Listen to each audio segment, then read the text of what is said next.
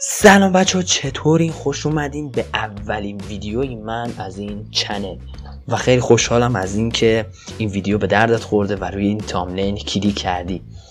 و امروز آموزش ما اینه که به کسایی که نمیتونن روی ویندوز برنامه هایی که مال چت با غریبی هن، حالا مینی چت، اون تیوی، چت رولیتک اگه اشتباه نکنم تلفظشو، این برنامه ها رو مثلا نمیتونن روی ویندوز نصب کنن و بهشون بگم که چه کار کنن. تا آخرین ویدیو با من همراه باش. خب میایم رو گوگل کرومتون رو به آخرین نسخه خودش برسونین و برین داخل گوگل کروم. داخل برنامه های مشابه گوگل نرین، فقط همین گوگل کروم آخرین نسخه باشه فقط. و اون تیوی رو وا میکنین و قبلش یه اکانت هم داخلش میسازین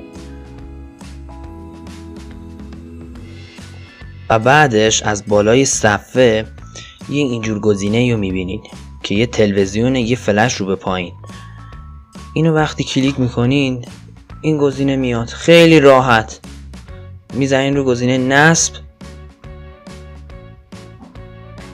بعدش برنامه سریع خیلی با حجم خیلی کم روی لپتاپتون ظاهر میشه. حالا بستگی به سرعت اینترنتتون هم داره. اینا خیلی راحت روی لپتاپتون نصب میشه. روی ویندوز هیچ فرقی هم نداره ویندوز چند باشه، فقط گوگل با آخرین نسخه خودش برسونین که این گزینه براتون باشه و راحت بگین نصبش کنین. حالا این کار واسه چت رولیتک هم که میاین داخل چت رولیتک هم نگاه کن، همین الان خودش اومد بالا صفحه.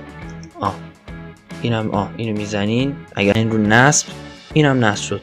بدون استفاده از گوگل کروم و هیچ گونه برنامه‌ای که مثلا بخواید سایتشو باز بکنین، میتونین راحت از برنامه‌اش استفاده بکنین. اگه این ویدیو و این آموزش به دردت خورد، ممنون میشم که حتما از من یه حمایت بکنین به عنوان اولین ویدیوم داخل این چنل. عشق منی.